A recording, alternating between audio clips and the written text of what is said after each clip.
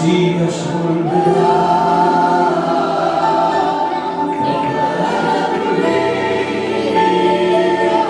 El Mesías volverá y nos ha de seguir. Una vez más, el Mesías volverá.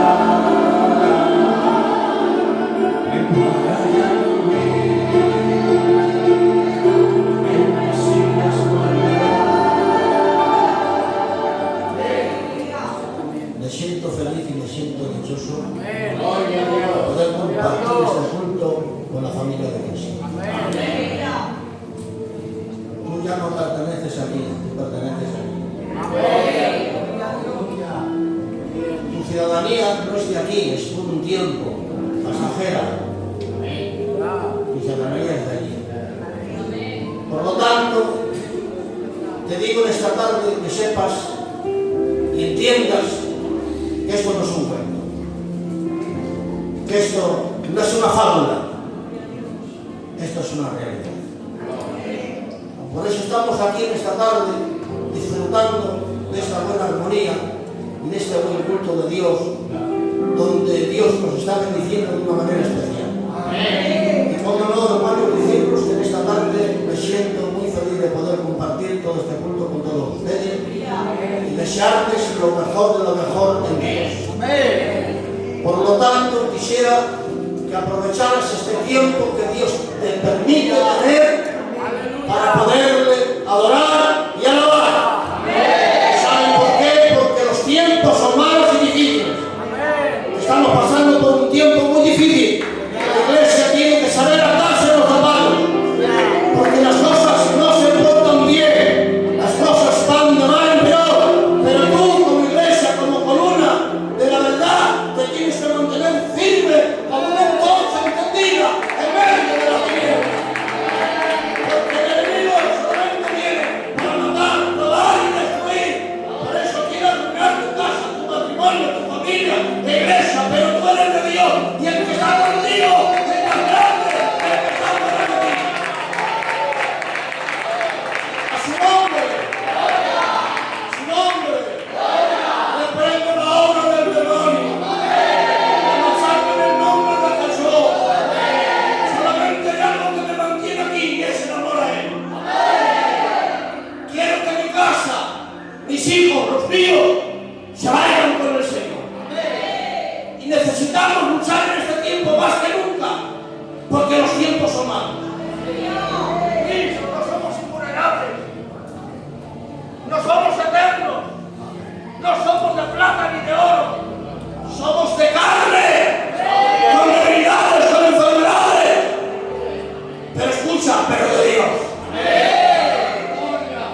De Dios. Es bueno que nos llevemos bien, es bueno que nos amemos, es bueno que nos respetemos, es bueno que sepan que yo soy lo que soy en el Señor. Yo no soy ahí un tiempo, yo no soy ahí cualquier cosa, yo soy ahí un hijo de Dios. Que quiero hacerte bien, porque lo que si no lo haga contigo, Dios lo hará conmigo. Por lo tanto, decirte que en este tiempo aprovechate lo que Dios te da. No esperes al último tiempo para arrepentirte, para cambiar. Hoy es el día, hoy es el tiempo, hoy es el momento, hoy tienes la oportunidad para venir a Él y cambiar de vida si no estás en el lugar que debes de estar. Mire, hubo una mujer que estuvo 12 años mala, con una enfermedad seria. ¿Y saben una cosa?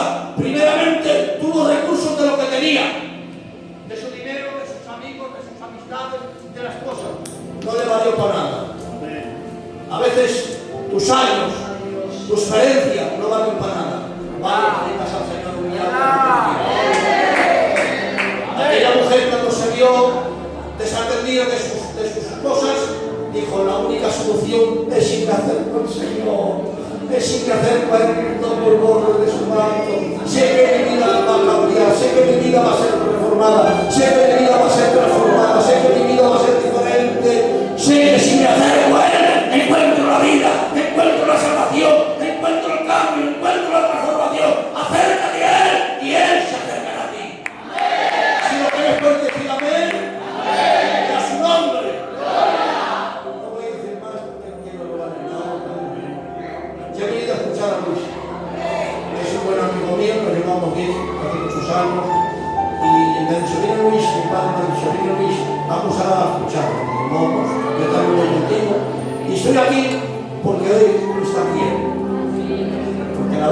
marido, para eso vamos con Luis. Nos vamos. Que Dios lo bendiga. Y a la nueve también. Un aplauso y deseo de ser. Todos nos quedaríamos a oscuras. Sin él, la Biblia pierde su luz. Desde el primer versículo del Génesis hasta el último versículo del Apocalipsis, todo apunta a Jesús. Jesús es el hilo conductor de toda la Biblia. Las Escrituras anuncian su venida, revelan su obra y proclaman su gloria. Y los profetas lo anunciaron. Antes de que Jesús naciera, ya había sido profetizado. Antes de que el mundo lo viera, los profetas lo estaban viendo en espíritu. Isaías lo vio como el cordero herido por nuestras rebeliones. Ezequiel lo contempló como el pastor que busca sus ovejas. Miqueas señaló el lugar de su nacimiento. David lo cantó en los salmos. Daniel contó los tiempos hasta su venida. Habacuc tembló ante la manifestación de su gloria. Sofonías anunció el día en que salvaría a su pueblo.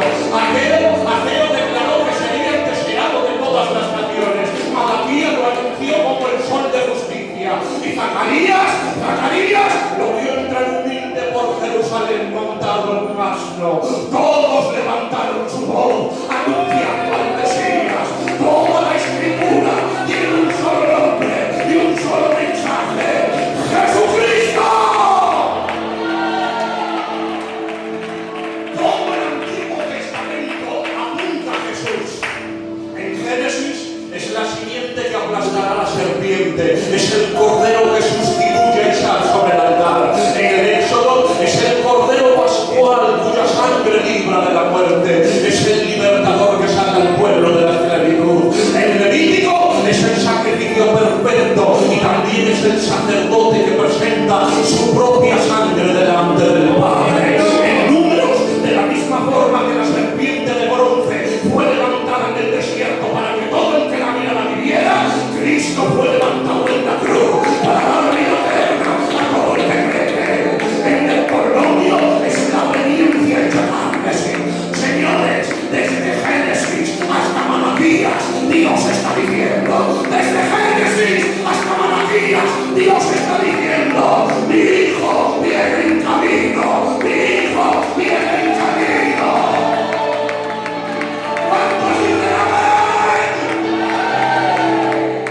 A los religiosos Jesús les dijo: escudriñad las Escrituras, porque a vosotros os parece que en ellas tenéis la vida eterna, y ellas son las que dan testimonio de mí.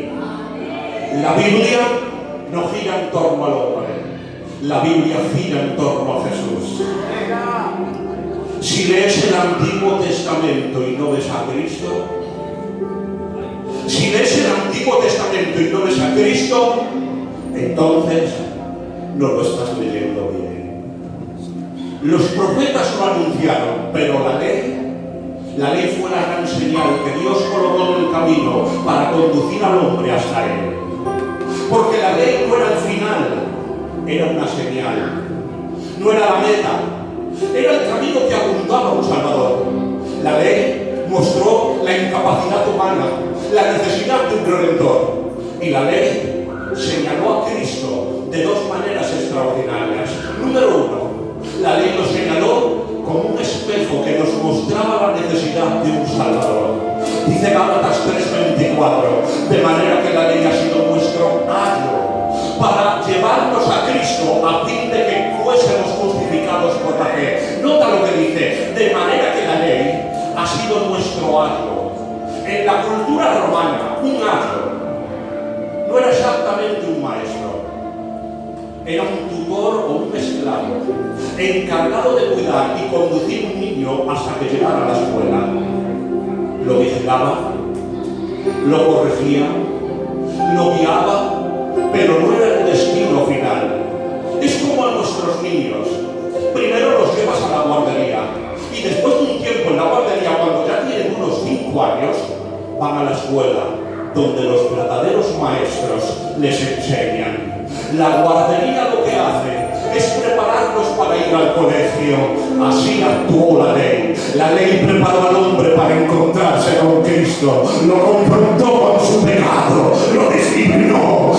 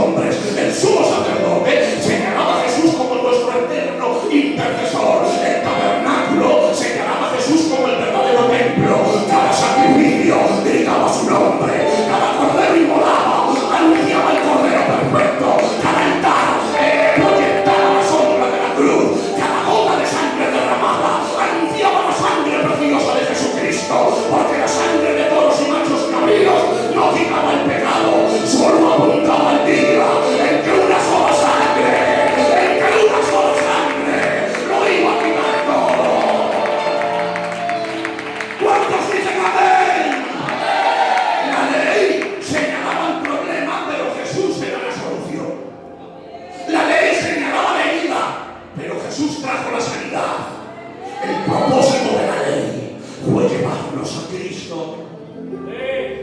Lo que fue anunciado por los profetas, lo que la ley señaló, ahora se revela en los evangelios. Al llegar los evangelios, todo cambia. En los evangelios Cristo ya no es sombra, Cristo ya no es figura.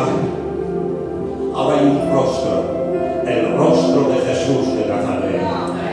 Un rostro real, que sonrió, que lloró ante la tumba de Lázaro, que miró con compasión y que sudó sangre en el Getsemaní.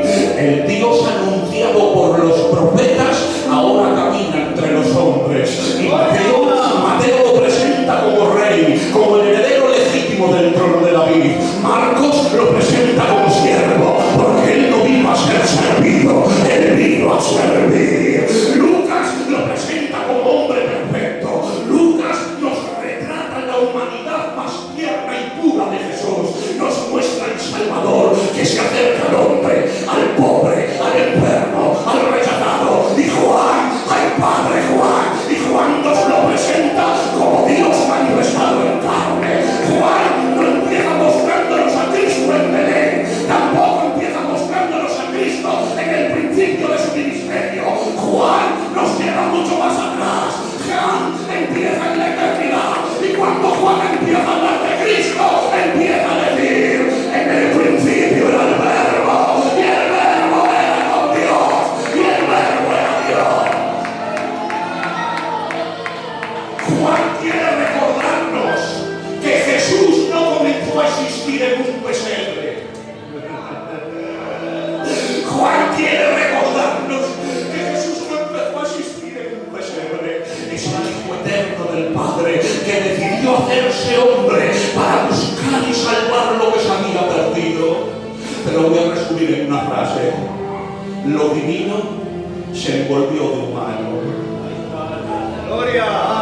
Cuatro miradas, cuatro enfoques, cuatro voces inspiradas por el mismo Espíritu, pero solo un Cristo revelado. No son cuatro Cristos, son cuatro formas de contemplar al mismo Señor. Eres rey, eres siervo, eres hombre y eres Dios. Todo en una sola persona. No son versiones diferentes, son dimensiones de la misma gloria. Si lo miras como rey, verás su autoridad, su poder y su dominio sobre todas las cosas. Si lo miras como siervo, verás la grandeza de su amor. El Dios infinito se redujo al tamaño de una cuna para poder abrazar a la humanidad. Y si lo miras como hombre, entonces verás la perfección de una vida sin pecado. Y si lo miras como Dios, entonces tendrás que caer de rodillas ante su gloria. No importa desde qué página de la Biblia lo contemples, no importa si lo ves en un pesebre, no importa si lo ves dormido en una barca, si lo ves colgado en una cruz o junto a un sepulcro vacío, lo mires por donde lo mires, solo podemos caer rendidos delante de él.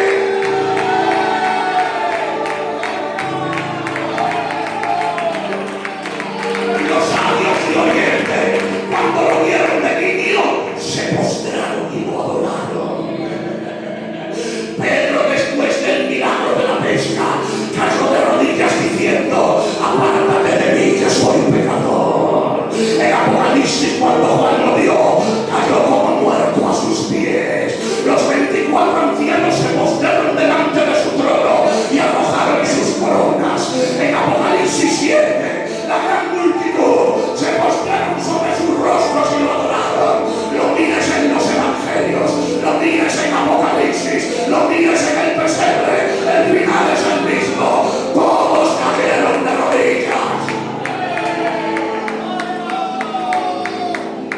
Porque delante de Jesús no hay orgullo que pueda mantenerse de pie. No hay corona que no se arroje a sus pies. Dios es invisible. Nadie lo ha visto jamás. Pero Jesús lo ha hecho visible.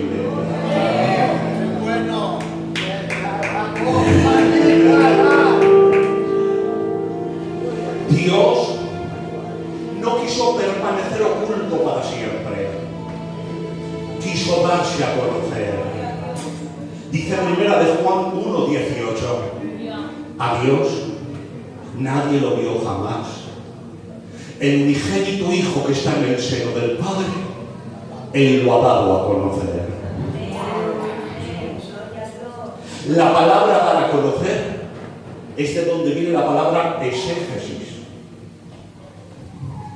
La palabra dar a conocer es de donde viene la palabra exégesis. Exégesis significa explicar algo y hacerlo comprensible. La palabra exégesis significa explicar algo y hacerlo comprensible. Jesús es la exégesis de Dios. Es la imagen de Dios en alta definición. No hay otro rostro de Dios fuera de Cristo. No hay otra revelación más completa. En Juan 14:8, Felipe, lleno de dudas, le dijo a Jesús: Señor, muéstranos al Padre, nos basta. Y Jesús lo miró con una ternura infinita y le dijo: mala sombra, tanto tiempo hace que estoy con vosotros y no me has conocido, Felipe. El que me ha conocido a mí ha visto al Padre. Escucha, Jesús no dijo: yo me parezco al Padre. Jesús no dijo: yo hablo acerca del Padre. No, Jesús dijo: el que me ha visto a mí, ha visto al Padre. Conocer a Cristo es conocer a Dios. Escuchar a Cristo es escuchar a Dios. Jesús no es una parte de Dios, es la revelación completa de Dios. De alguna manera podemos decir que Jesús está humanizando a Dios. Dios se hizo tan cercano que se pudo ver, oír y tocar. Dice Juan 1:1, primera de Juan 1:1, lo que era desde el principio, lo que hemos oído, lo que hemos visto con nuestros ojos, lo que hemos contemplado y palpado nuestras manos tocante al verbo de la vida. Juan usa todos los sentidos humanos: oír, ver, contemplar y palpar. Dios no se escondió detrás de las estrellas. No habló únicamente desde el cielo. Dios se vistió de nuestra propia piel para que pudiéramos tocarlo, para que pudiéramos escucharlo, para que pudiéramos contemplarlo. Como dice Hebreos, fue semejante a nosotros en todo, pero sin pecado. Jesús se vistió de nuestra piel para poder sentir nuestro frío. ¡Gloria! Si quieres saber cómo se siente Dios cuando sufres, mira a Jesús llorando cuando murió Lázaro. Si quieres saber qué piensa Dios de los marginados, mira a Jesús comiendo con ellos y tocando a los leprosos. Si quieres saber cómo Dios perdona, mira a Jesús delante de la úlcera que querían apedrear. Si quieres saber qué piensa Dios de los religiosos, mira a Jesús sanando el sábado.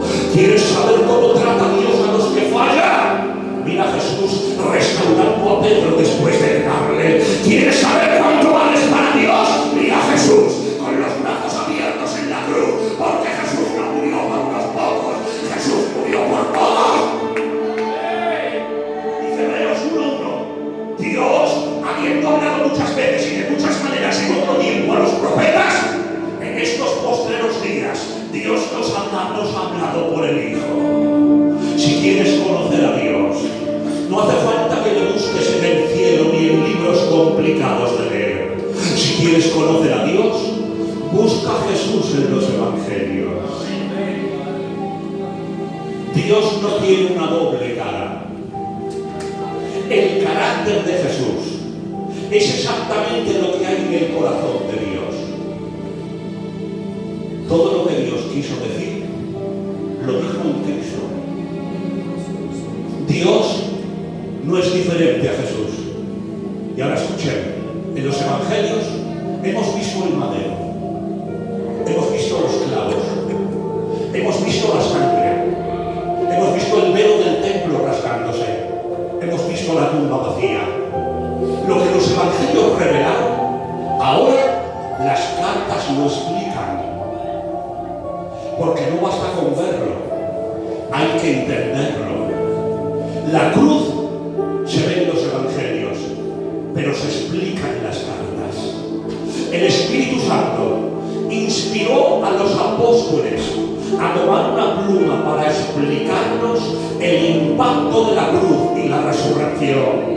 Pedro nos habla del nuevo nacimiento, de una esperanza viva mediante la resurrección. Pablo explica la justificación. Somos declarados justos por la obra de Cristo. Santiago nos recuerda que una fe viva produce obras que lo respaldan. Efesios nos habla de la redención, de la gracia de Dios y de nuestra posición en Cristo. Corintios nos habla de nuestra nueva identidad. Somos nueva creación y templo del Espíritu Santo. Colosenses nos habla de Cristo en nosotros. Hebreos nos habla del mediador perfecto, cuyo sacrificio fue suficiente como una vez y para siempre. Gálatas nos explica que no es por obras, que es por gracia. Tito nos llama a tener una vida ejemplar, porque la gracia no solo salva, también capacita. Y Filemón nos llama a perdonar y a la reconciliación. Y las cartas nos explican la unión hipostática. Filipenses 2:5. Haya pues en vosotros este sentir que hubo también en Cristo Jesús, el cual siendo en forma de Dios, no estimó ser igual a Dios como cosa que aferrarse, sino que se despojó a sí mismo, tomando forma de siervo, hecho semejante a los hombres, y estando en la condición de hombre, se hizo a sí mismo, haciéndose obediente hasta la muerte y muerte de cruz. Colosenses 2:9, porque en él habita toda la plenitud de la verdad. Primera de Timoteo 3:16, indiscutiblemente grande es el misterio de la piedad. Dios fue manifestado en carne, justificado en el Espíritu, visto de los ángeles, predicado a los gentiles, creído en el mundo y recibido en gloria.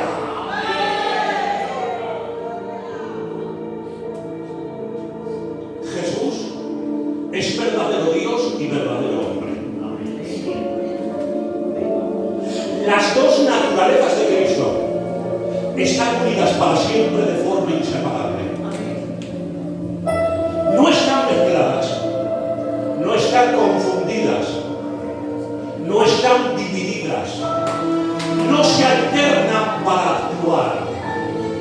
Están unidas para siempre, de manera inseparable, en la única persona del Hijo de Dios.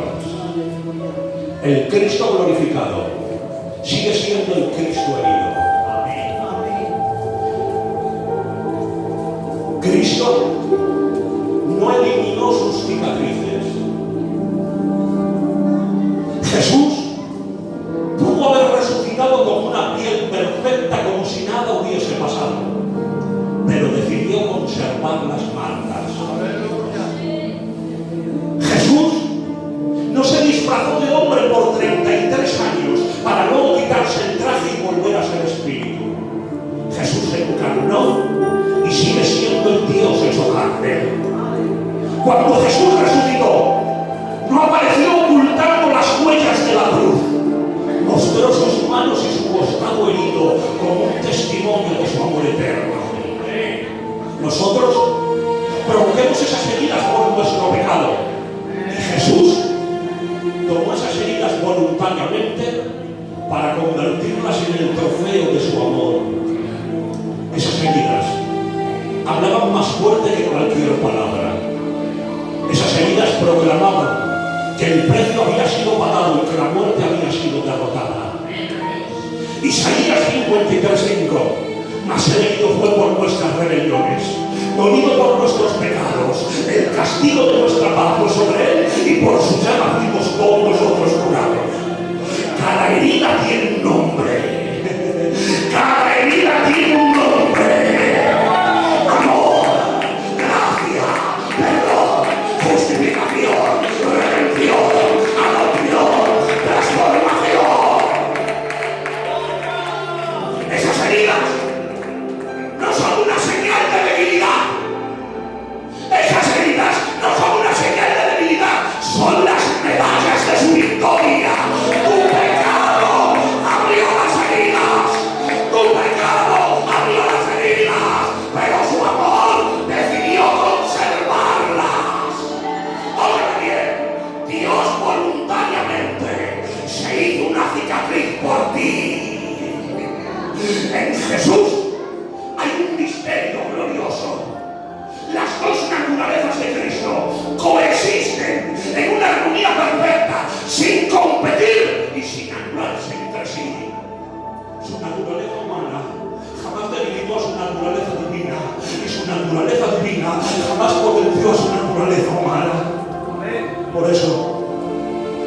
Por eso, Jesús fue humano porque se cansaba, pero también era divino porque dijo: venid a mí todos los cargados y trabajados, que yo os haré descansar. Jesús fue humano porque tenía hambre, pero también era divino porque dijo: yo soy el pan de vida. Jesús fue humano porque tuvo sed, pero era divino porque dijo: el que tenga sed, venga a mí y beba. Jesús fue humano porque María fue quien la portó en su vientre, pero era divino porque era el Hijo de Dios. Como hombre durmió en una barca, pero como Dios reprendió al viento y al mar, y ambos le obedecieron. Como hombre lloró, pero como Dios seca toda la lágrima. Como hombre fue tentado, pero como Dios venció todo pecado. El mismo que fue acostado en un pesebre es el mismo que sostiene el universo con el poder de su palabra. ¡Gloria a Cristo! El mismo que fue clavado en una cruz es el mismo que reina en un trono, y ante él toda rodilla se doblará y toda lengua confesará que Jesucristo es el Señor.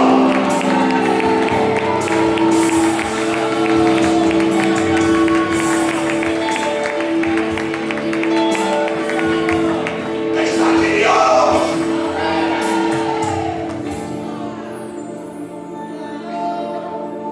Si Jesús hubiera sido solo Dios, nos miraría de lejos y no entenderíamos cómo no. Y si Jesús hubiese sido solo hombre, nos entendería, pero no tendría el poder para salvarnos. Pero señores, Él es Emmanuel, el Dios con nosotros. Su muerte nos rescató y su vida nos transformó. El único que podía coger la mano del Dios Santo y la mano del hombre pecador para unirlas es Cristo.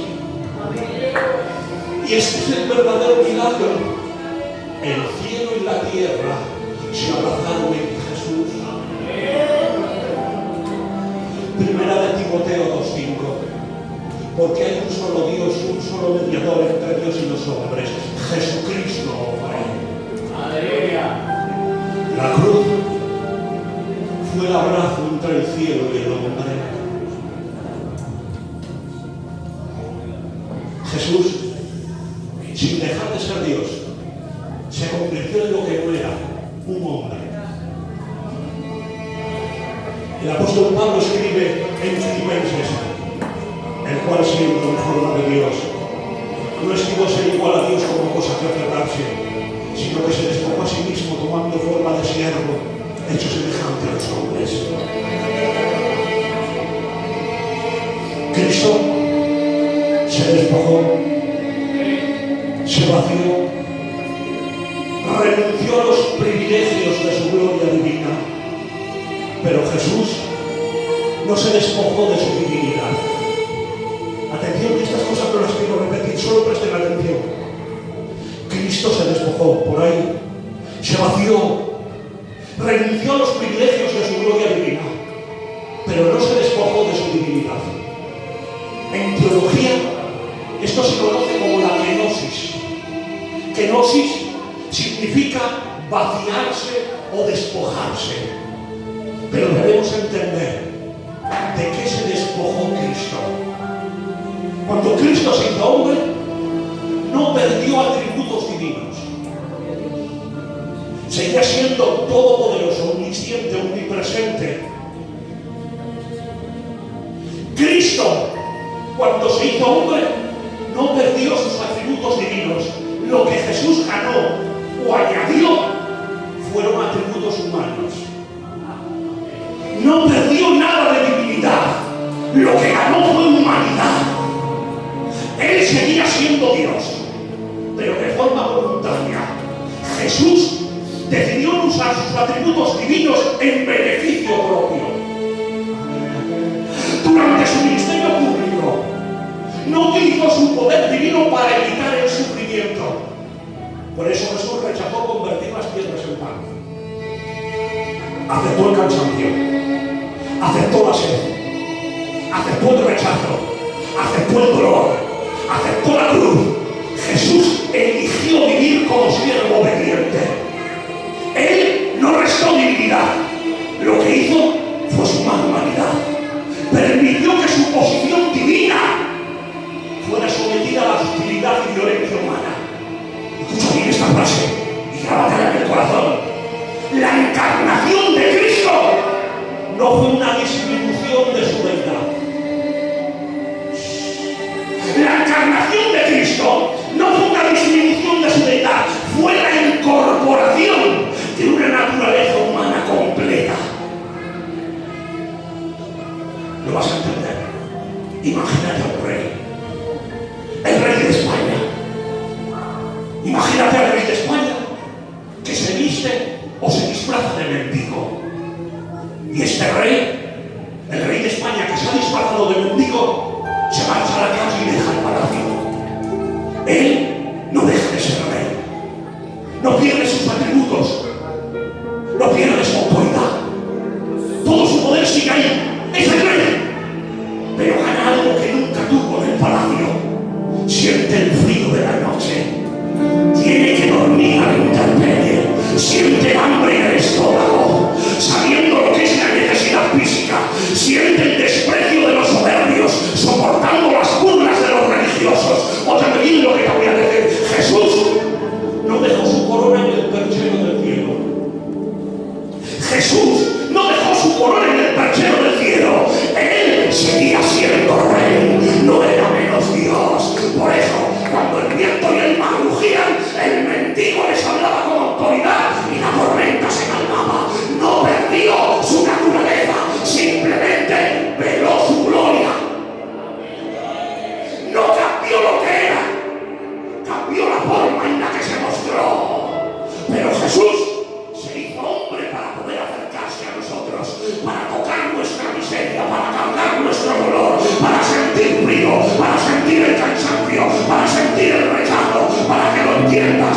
Las manos que Él creó permitió que lo crucificaran. Las lenguas que Él formó permitió que le insultaran llamándole demonio. Las bocas que hizo permitió que esas mismas bocas lo escupieran. Las manos que sostienen el universo permitió que fueran las mismas manos que lavaron los pies del piojoso Judas. Jesús bajó a tu nivel para que tú pudieras subir al suyo.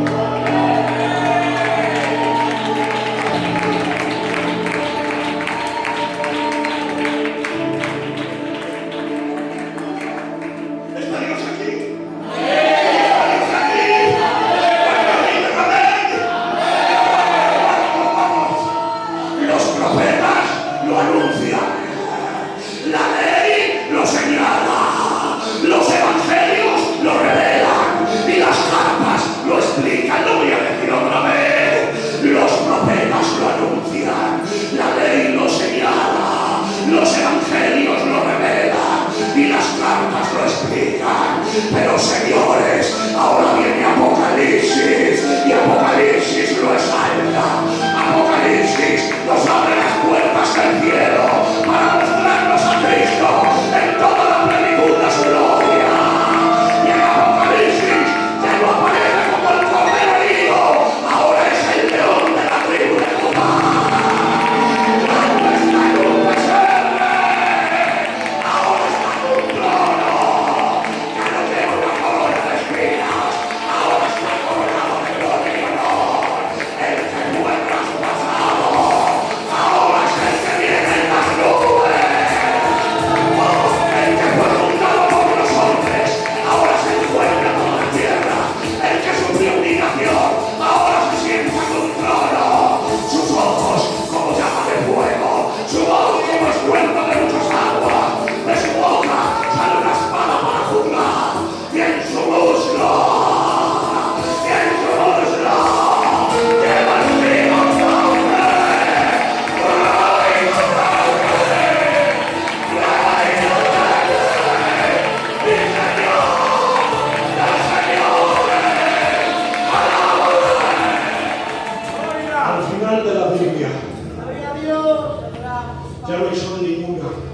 porque su gloria lo ilumina todo.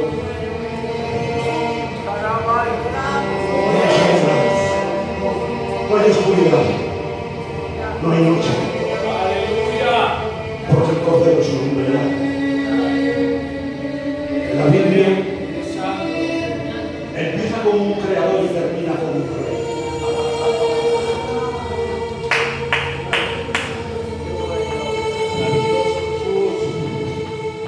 Todo apunta a él. Todo le revela a él. Y todo termina en él.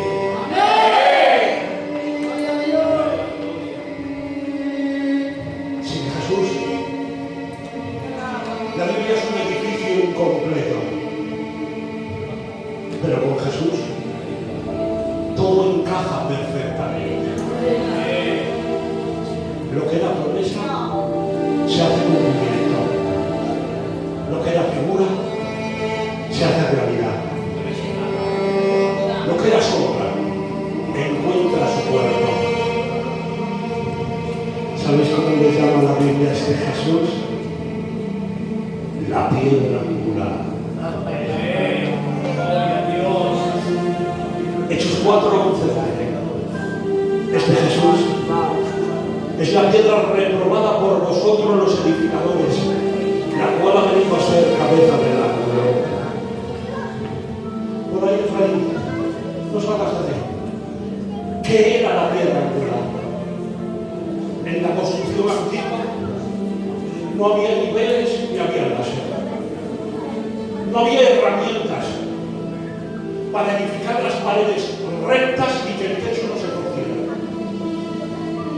¿Y cómo se aseguraban de que las paredes salieran rectas y el techo estuviese firme? Todo dependía de una sola piedra, la piedra angular. Cuando se iba a edificar algo, la piedra angular era la primera piedra que se colocaba. De esa piedra dependía toda la estructura. Esa piedra sostenía el peso de todo lo que se construía, marcaba la dirección del edificio y alineaba las demás piedras. Si la piedra angular estaba mal colocada, todo el edificio terminaba torcido sobre ella.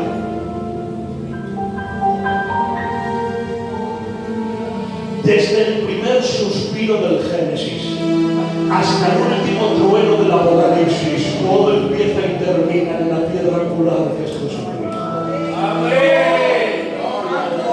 No hay otra base, no hay otro cimiento, no hay otra salvación. Jesús es el punto de referencia. Y ahora no voy a pecar. Nuestra vida es como una casa. Y todos estamos construyendo algo. Construimos nuestra familia. Construimos nuestra fe. Estamos construyendo nuestro futuro. Cada palabra que dices levanta una pared. Cada decisión que tomas fortalece o debilita tus cimientos. La pregunta que tenemos que hacernos no es qué estamos construyendo. Lo que tenemos que preguntarnos es sobre qué base estamos construyendo. Porque una casa puede parecer hermosa, puede parecer fuerte, puede impresionar a todos los que la miran, pero si Cristo no es tu piedra angular, todo lo que levantes tarde más o tarde menos se va a torcer. Pero si Cristo es tu piedra angular, entonces estarás edificando bien. Nosotros no somos fuertes, es la piedra angular la que nos da fuerza. La piedra angular de la iglesia es Cristo.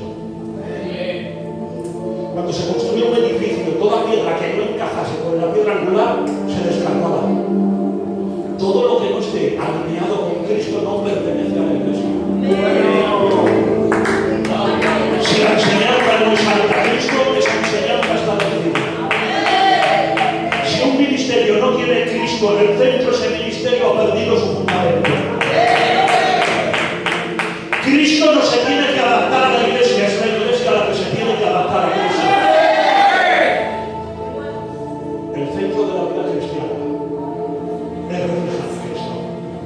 Desde el Génesis hasta el Apocalipsis, Cristo está en el centro. El centro de tu vida tiene que ser Cristo.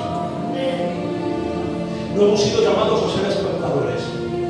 Hemos sido llamados a ser espejos que reflejen su gloria.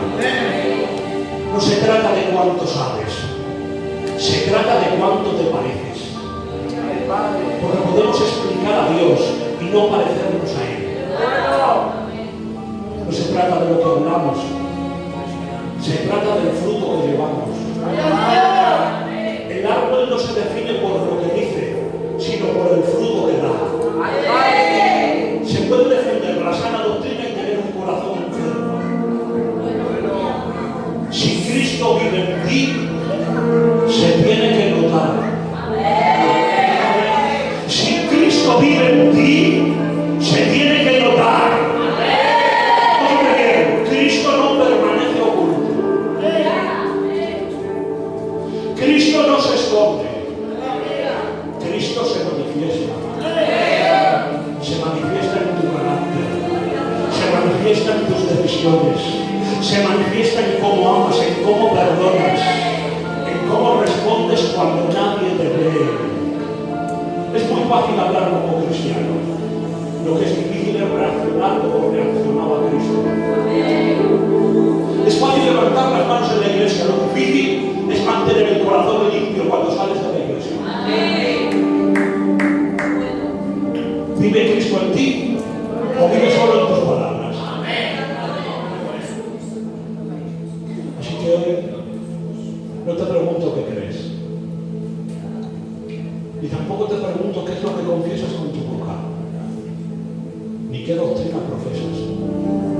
Hoy el Espíritu Santo quiere confrontarte con esta pregunta: ¿a quién estás reflejando? Cuando la gente te mira, ¿qué ve?